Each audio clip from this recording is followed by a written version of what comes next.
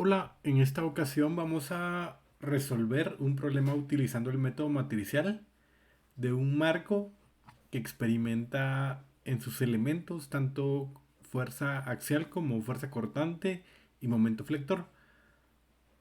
Antes de iniciar la solución del marco, vamos a realizar un análisis y un repaso de lo que sucede cuando tenemos elementos sometidos a flexión, cortante y fuerzas axiales. Para ello es necesario que realizamos un análisis de qué es la matriz global, qué es la matriz de un elemento. Recordando que previamente habíamos deducido la matriz local y posteriormente con las matrices de transformación y transformación transpuesta habíamos llegado a la deducción de la matriz global, que es el elemento que tenemos acá, es esta matriz que tenemos acá. ¿Qué es esta matriz? Si nos vamos al concepto básico del resorte y su rigidez, la ecuación del resorte F es igual a Kx, nos da el valor de la fuerza que experimenta el resorte de acuerdo a su deformación. Es exactamente el mismo caso de la matriz de rigidez de un elemento, en donde tenemos desplazamientos en los extremos de cada uno de los en cada uno de los extremos del elemento tenemos desplazamientos y entonces producto de esos desplazamientos se van a desarrollar fuerzas. Entonces, esta matriz que tenemos acá representa la K, la rigidez, esa relación que hay entre los desplazamientos del elemento y las fuerzas que experimenta en cada uno de sus extremos. Entonces, si tenemos un elemento que está rotado, acá hay un ángulo de rotación phi, y tiene un extremo I y un extremo J, quiere decir de que cuando experimente deformaciones o en cada uno de sus extremos, ya sea en el extremo Y y en el extremo J, va a desarrollar fuerzas en cada uno de sus extremos. Y eso es la matriz de rigidez global de un elemento estructural. Entonces resulta que nosotros vamos a hacer una superposición en donde tenemos una estructura cualquiera. Vamos a dividirla en dos partes. Una en donde estamos suponiendo que todo el elemento es completamente rígido, hay juntas completamente rígidas, entonces se van a desarrollar las fuerzas de extremo fijo, MEF, o los momentos de extremo fijo, y lo vamos a suponer con la misma estructura, salvo que no tiene las cargas, pero en este caso sí desarrolla deformaciones en cada uno de sus extremos, sí hay desplazamientos en cada uno de sus extremos. Entonces al superponer ambas, tenemos la estructura real siempre y cuando exista equilibrio en el sistema estructural. Entonces lo que hacemos en el sistema, en el método matricial, es hacer un equilibrio en cada uno de los nodos. Hacemos la superposición de la estructura completamente rígida, la superposición con los desplazamientos que experimenta y condicionamos de que debe existir en equilibrio porque la estructura debe estar en equilibrio. Entonces, en base a eso, nosotros podemos plantear una matriz de rigidez en donde hacemos una sumatoria de fuerzas igual a cero, pero de manera matricial. Y entonces estaríamos cumpliendo con las condiciones de que existen las rotaciones, de que está la carga aplicada y hay equilibrio en cada una de las juntas. Hay algo muy importante que se debe tomar en cuenta, que es la convención de signos. Como sabemos, en la matriz de rigidez global nosotros encontramos las fuerzas de los extremos del elemento. Pero resulta que nosotros vamos a hacer la sumatoria de fuerzas en el nodo, no en el extremo del elemento. Entonces, ¿qué sucede? Resulta que, por ejemplo, la fuerza azul que representa los MEF, los momentos o las fuerzas de extremo fijo, y las fuerzas color verde que representan las fuerzas en los extremos producidos por los respectivos desplazamientos de cada uno de los extremos, Al momento de trasladarlas al nodo, cambian de dirección. Es decir, que lo que aquí es positivo, en el nodo tiene una dirección contraria. Debería de ser negativo. Pero ¿qué pasa?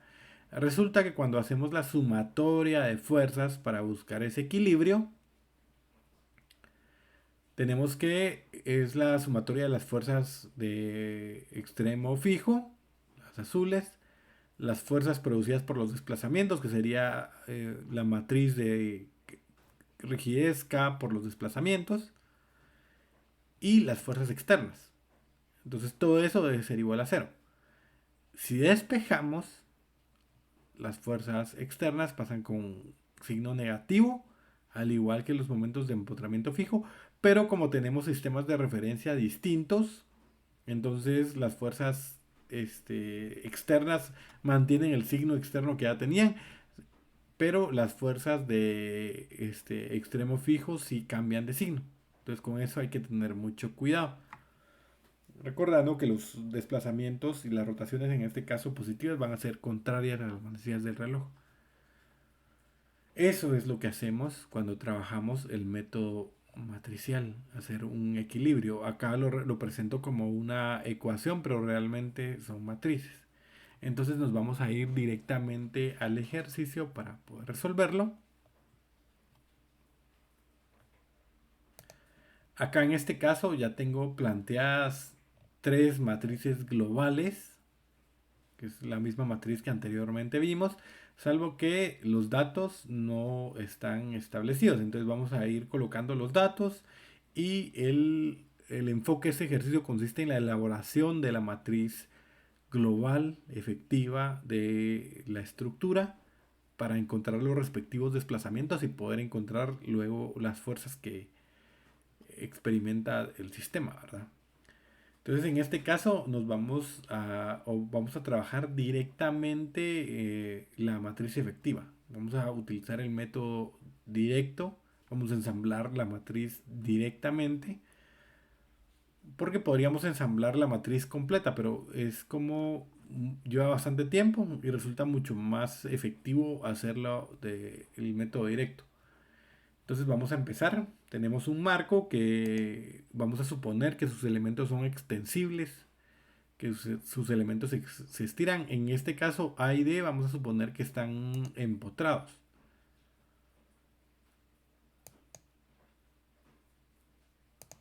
Vamos a suponer que A y D están empotrados. Y los extremos B y C del elemento experimentan desplazamientos. Entonces vamos a enumerar primeramente cada uno de las juntas o de los extremos.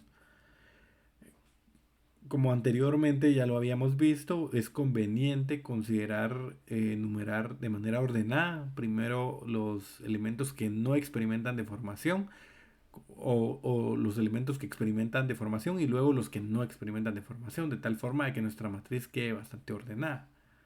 Entonces en este caso vamos a, vamos a numerar como el extremo B como el extremo número 1,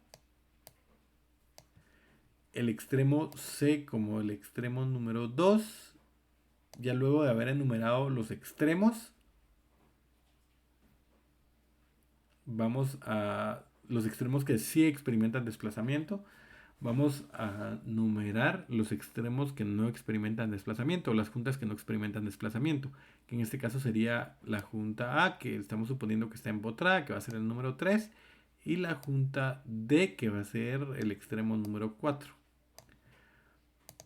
Luego vamos a enumerar los elementos, en este caso no importa el orden, 1, 2 y 3. Tenemos 3 elementos, 4 juntas. Vamos a analizar los grados de libertad.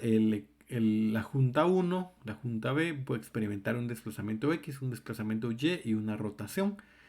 Entonces quiere decir que tiene 3 grados de libertad. La junta C puede experimentar un desplazamiento X, un desplazamiento Y y una rotación. Entonces también tiene 3 grados de libertad. Es decir que este marco, esta estructura tiene 6 grados de libertad libre. Vamos a anotarlo acá. Es decir que necesitamos conocer 6 desplazamientos. Esto se llama grados de libertad. Luego de haber hecho ese análisis, vamos a proceder a calcular las matrices globales de cada uno de los elementos. En este caso ya está la tabla. Esta tabla se las voy a compartir, que sirve para globalizar es la matriz global. Entonces vamos a empezar el ángulo del elemento 1. Este es el elemento 1. Vamos a ponerle acá elemento 1.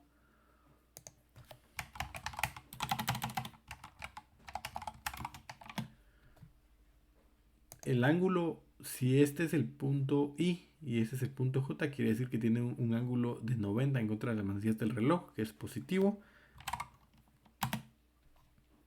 El valor en radianes debería ser pi medios. El coseno, en este caso va a ser 0. Por conveniencia, yo voy a escribir 0 en cada uno de los cosenos, o voy a escribir 0 en el coseno. Luego tenemos el área va a ser constante, igual el módulo de elasticidad y la inercia, y la longitud en este caso son 20 pies. Entonces ya tenemos la primera matriz de rigidez global. MEF o FEM, fuerzas de extremo fijo, no existen. No existen en este caso. Luego vamos a pasar al elemento 2.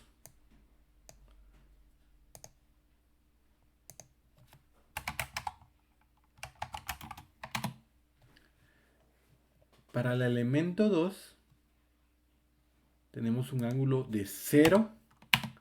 Eso quiere decir que el seno va a ser 0. El coseno va a ser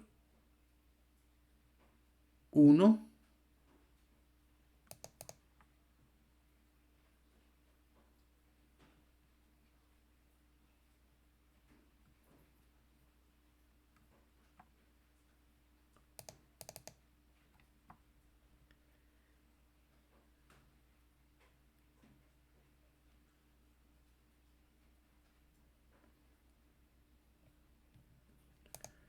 Y el área en este caso sería unitaria porque es constante, igual que el módulo de elasticidad, al igual que la inercia. Y la longitud en este caso son 24 pies. Para el caso del elemento 3, de igual forma vamos a suponer que I es el extremo de abajo y J es el extremo de arriba.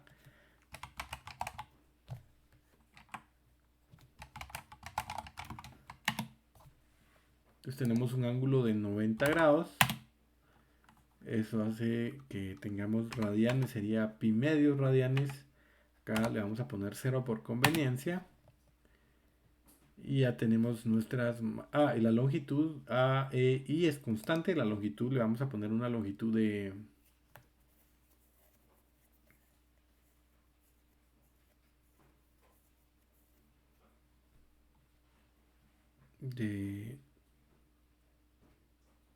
20 pies.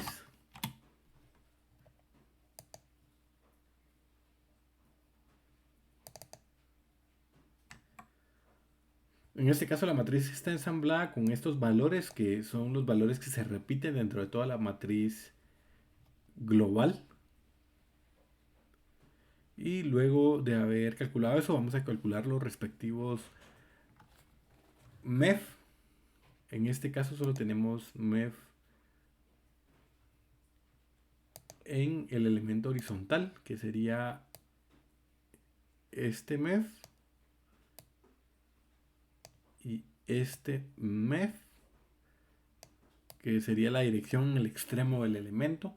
Recordemos que contrario a las manecillas del reloj va a ser positivo, entonces esto sería positivo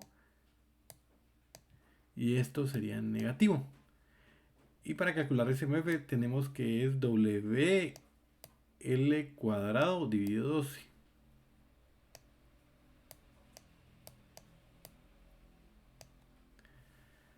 Para el caso del momento. que va a ser el momento en Z en el extremo 2, en el extremo 1 y en el extremo 2. Y la fuerza que va a ir en dirección hacia arriba. Recordemos que estamos calculando en el extremo del elemento, no en el nodo. Entonces va a ser W L medios, ¿verdad? Porque no tenemos absolutamente nada más. Para el caso, y como es simétrico, entonces es WL medios para cada uno de esos. Y recordemos que al pasarlo a la matriz de rigidez global, ya esto cambia de signo. Entonces automáticamente los vamos a poner con signo cambiado. Acá tendríamos 0, que sería la fuerza en X, no hay fuerzas en X. La fuerza en Y sería igual a W, que es 1.5 por la longitud, que es 24 dividido 2. Y ojo, va para arriba, es positivo, pero pasa al otro lado, al despejar en la matriz, queda como negativo. Luego, esa sería la fuerza en Y del extremo. Vamos a enumerar también, no hemos enumerado. Acá tendríamos el elemento 1 está relacionado con el nodo 3. Con el nodo 3 y el nodo 1. Entonces ya tenemos acá el nodo 3 y el nodo 1. El elemento 2 está relacionado con el nodo 1.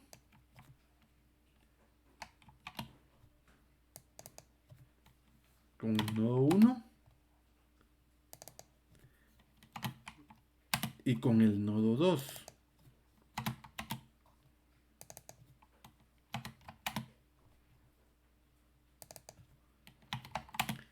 Y el elemento 3 está relacionado con el nodo 2 y el nodo 4.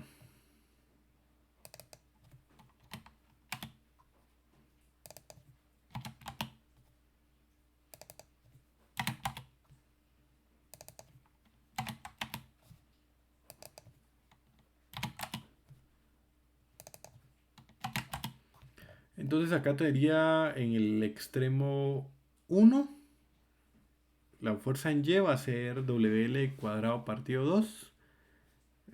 Es positiva, pero al pasar del otro lado pasa como negativa. Y de igual forma, la fuerza en Y en el extremo 2 va a ser el mismo valor. Y los momentos que serían WL cuadrado partido 12, que en este caso va a ser positivo, pero como va a pasar del otro lado de la expresión, entonces va a ser negativo. WL cuadrado 24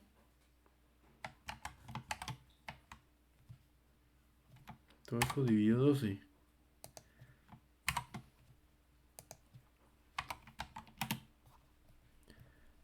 Recordemos, aquí es positivo y pasa como negativo.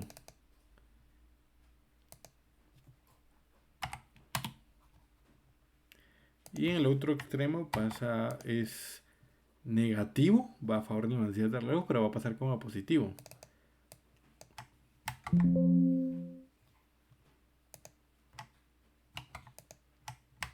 Ojo, esto es menos el MEF.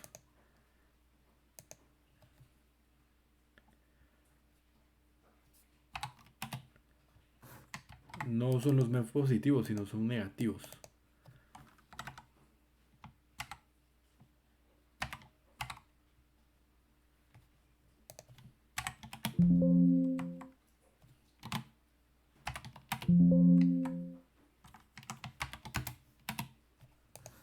Son los MEF negativos. Porque están del otro lado de la expresión.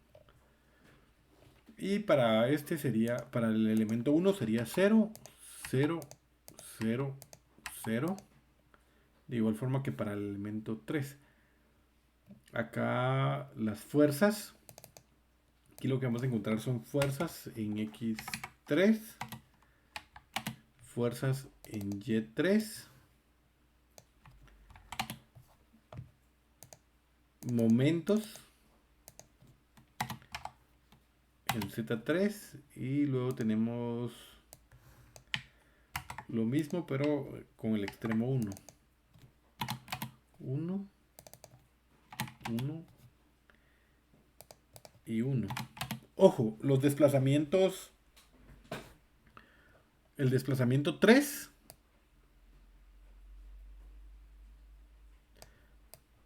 es 0.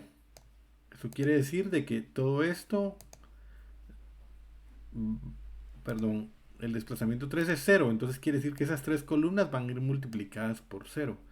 Entonces prácticamente esto lo podemos sacar de la matriz. Lo vamos a ir sacando.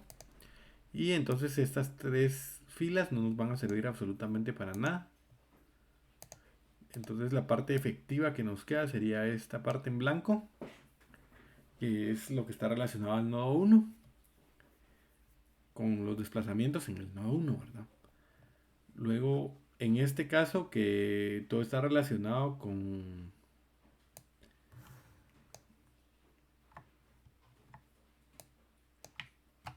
el nodo, perdón, el nodo 1 y el nodo 2.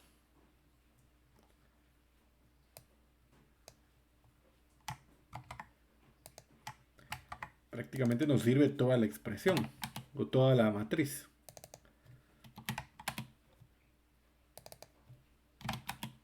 No, estos desplazamientos son existentes, no hay desplazamientos ceros. Ahora nos vamos con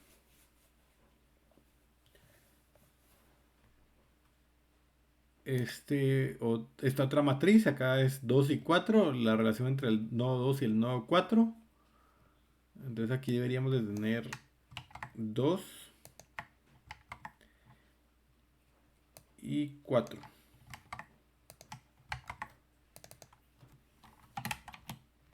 La fuerza X4, la fuerza Y4 y el momento en Z4. Ahora, esto que tenemos acá, estos cuatro desplazamientos son ceros porque representan este empotramiento. Eso quiere decir de que estas columnas van a ser cero, porque van a ir multiplicadas por un valor cero. Por eso se le pone acá porque van multiplicadas. Acá sería, perdón, estamos acá. Estos valores deberían de ser cero porque van multiplicados por estos cuatro desplazamientos. Por eso se le ponen acá en la cabecera de la matriz. Entonces los vamos a poner en naranja y entonces podemos anular esas tres filas. Solo nos va a servir la parte efectiva, que sería lo que tenemos ahí en blanco. Entonces ya luego de haber planteado nuestras respectivas matrices, ya están identificadas con sus respectivos nombres, vamos a pasar a ensamblar nuestra matriz global, que va a contar con 6 desplazamientos y 6 fuerzas. Entonces vamos a ensamblar la matriz, que van a ser los 6 desplazamientos del nodo 1 y del nodo 2. Entonces vamos a tener estos desplazamientos. Esta ya va a ser la matriz global efectiva. Y estas fuerzas. Entonces esta matriz global efectiva nos va a servir para calcular los desplazamientos en términos de esas fuerzas.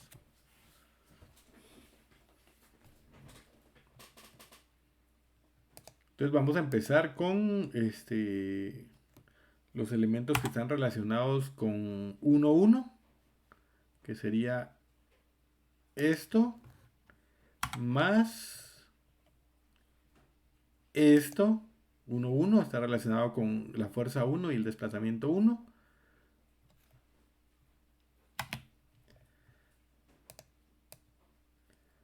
Aquí solo voy a correr esto que tenemos acá.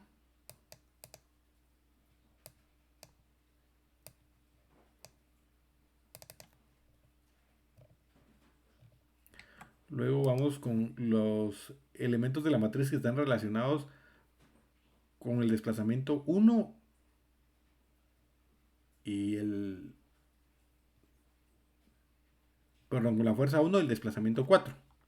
Entonces sería la parte de la matriz que tenemos 1 y 4. Perdón, acá sería 1, 1 y 2. Acá voy a transponer estos términos para no perderme.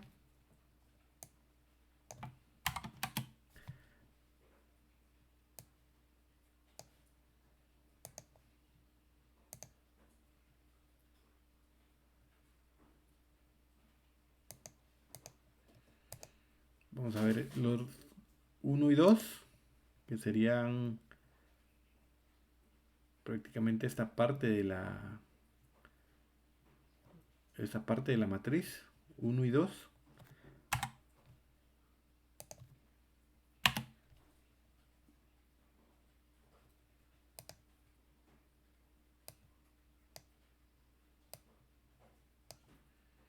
Luego acabamos con 2 y 2, la relación de los desplazamientos 2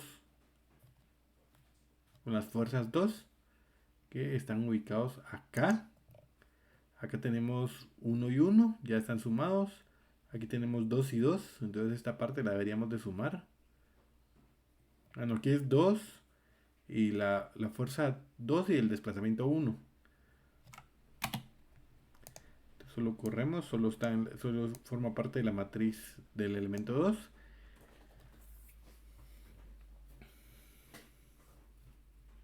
Y luego sí tenemos lo que relaciona la fuerza 2 con el desplazamiento 2.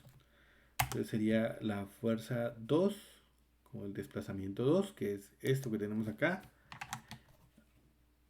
Acá también relaciona la fuerza 2 con el desplazamiento 2. Y solo corremos, hacemos la respectiva suma y corremos la matriz. Y ya tendríamos nuestra matriz efectiva de la estructura, que nos va a servir para encontrar los desplazamientos 1 y 2, de los nodos 1 y 2, para posteriormente hacer el proceso y encontrar las fuerzas globales y locales de cada uno de los elementos. Entonces ya con esto tenemos que resolver el sistema. ¿Cómo lo hacemos? Con álgebra matricial. Tenemos que calcular la matriz inversa. Vamos a colocar la matriz de fuerzas o de términos independientes, que sería las fuerzas externas que actúan en cada uno de los nodos. Vamos con el nodo 1. Fuerza en X tenemos 15. Los 15K que tenemos acá. Más tendríamos que ver los MEF o FEM que actúan en el nodo 1. Que en este caso, en dirección X no tenemos absolutamente nada. Entonces solo va eso. Ahora en dirección Y solo tenemos estos MEF en el nodo 1. De ahí no tenemos absolutamente otra fuerza sino los MEF. Entonces podemos correr esto que tenemos acá. Porque no hay más fuerzas externas. Ojo, aquí hay algo muy importante. Si el elemento no estuviera... acá coinciden las coordenadas globales con las locales del elemento.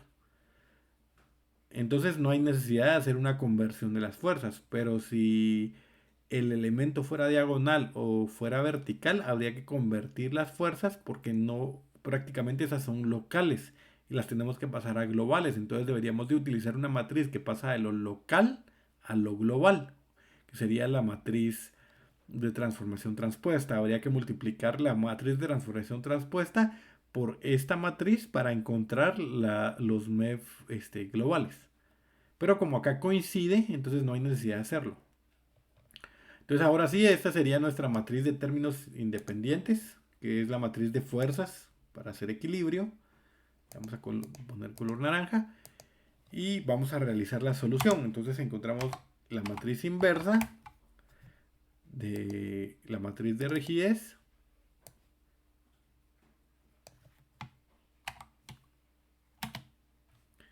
Y luego realizamos el producto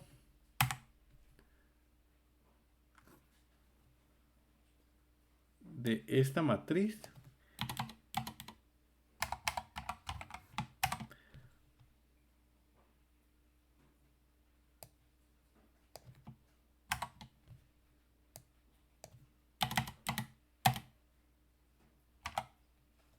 por esta matriz. Y entonces ya tendríamos nuestros respectivos desplazamientos.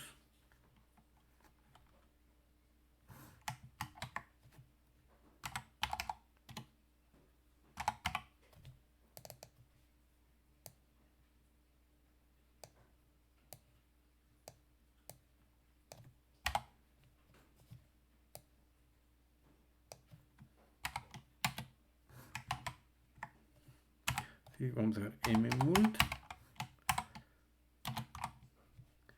Multiplicamos las respectivas matrices, la inversa por la matriz de términos independientes, o en este caso la matriz o el vector de fuerzas, y ya tenemos nuestros respectivos desplazamientos.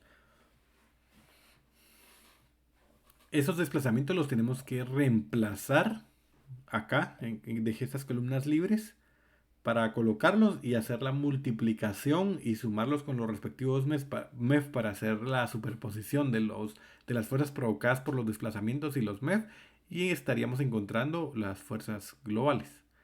Entonces en este caso tenemos los desplazamientos globales. Este desplazamiento es 0. Son los desplazamientos en el nodo 3 y 4. 0, 0, 0. Luego tenemos los desplazamientos en el nodo 1, que serían los primeros 3. Luego tenemos los desplazamientos en el nodo 1 y el nodo 2, que van a ser todos estos. Los desplazamientos en el nodo 2.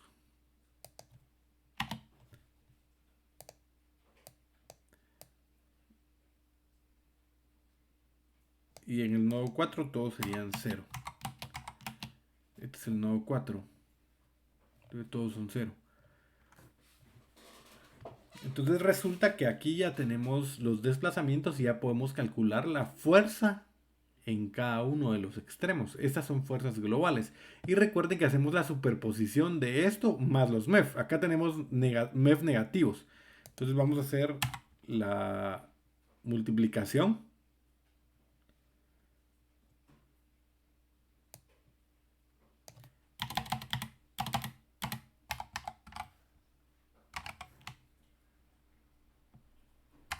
De la matriz de rigidez por la matriz de desplazamientos.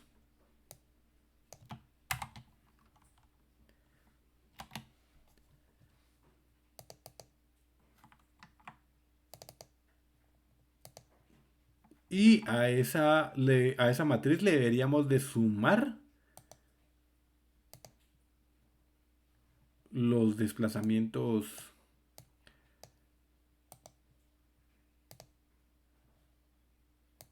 Perdón, a esa matriz le deberíamos de sumar los MEF, las fuerzas provocadas por extremos fijos. Entonces sería las fuerzas producidas por los desplazamientos más el negativo de los MEF, porque acá ya están negativos, entonces para que sean positivos los tenemos que multiplicar por un valor negativo. Y esas serían las fuerzas globales.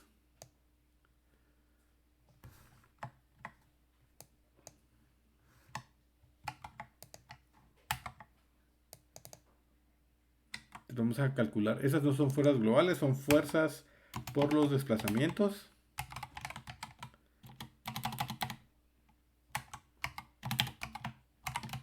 Estas son fuerzas por los desplazamientos.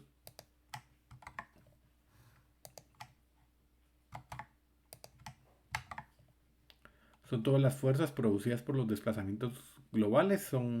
A eso le sumamos los MEF, que en este caso, para el caso de nuestro elemento son 0 para el caso del elemento 1.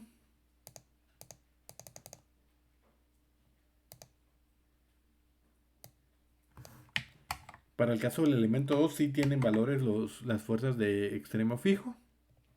Y para el caso del elemento 3 también son 0.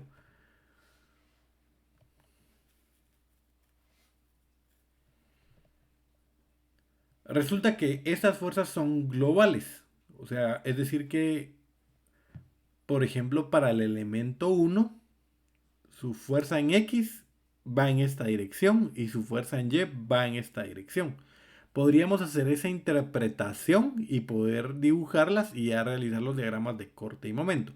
Pero si queremos calcular las fuerzas globales, sabemos que la fuerza para, por ejemplo, un elemento vertical, su X sería en dirección del elemento.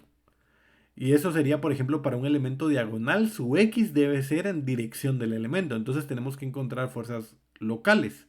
Entonces vamos a llegar a lo local desde lo global multiplicándolo por la matriz de transformación. Entonces acá tenemos la matriz de transformación. Vamos a hacer el respectivo, la respectiva multiplicación para llegar a lo local. Entonces multiplicamos las fuerzas o la matriz de transformación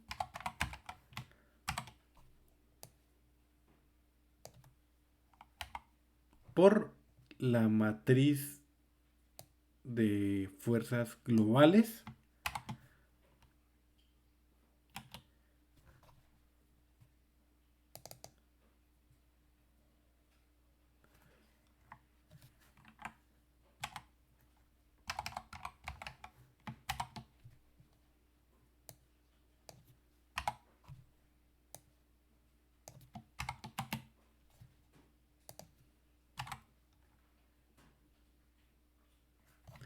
Vamos a poner valores 0 en todo.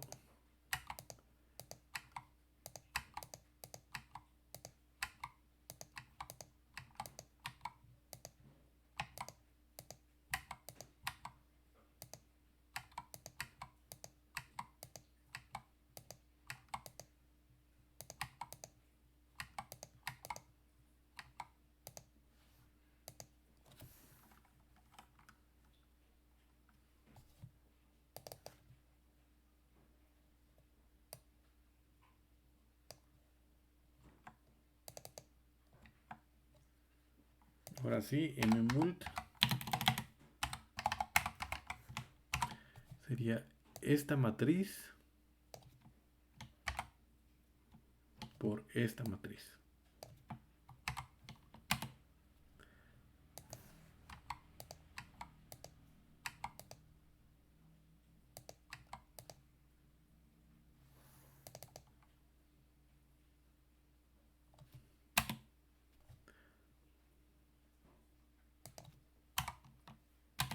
Ahí está.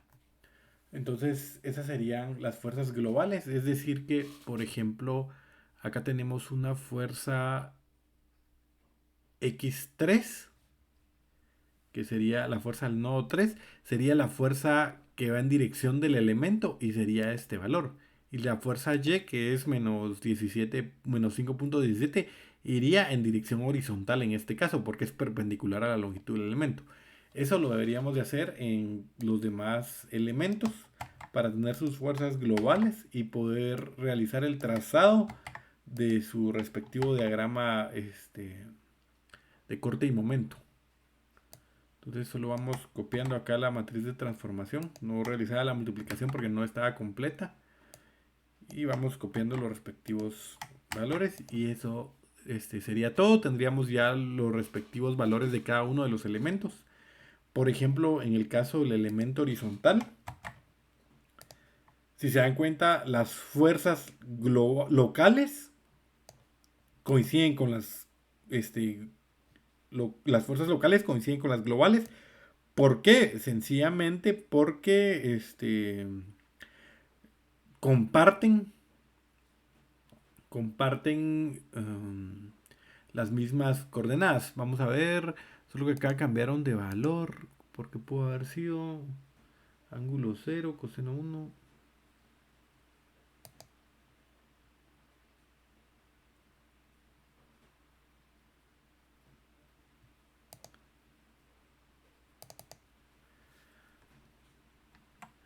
Extraño, porque si solo es 1, 1, 1, no debería haber ninguna variación.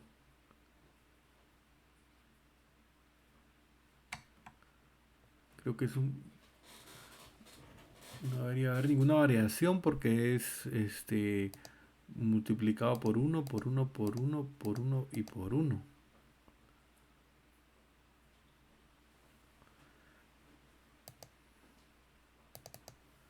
Coseno es 1.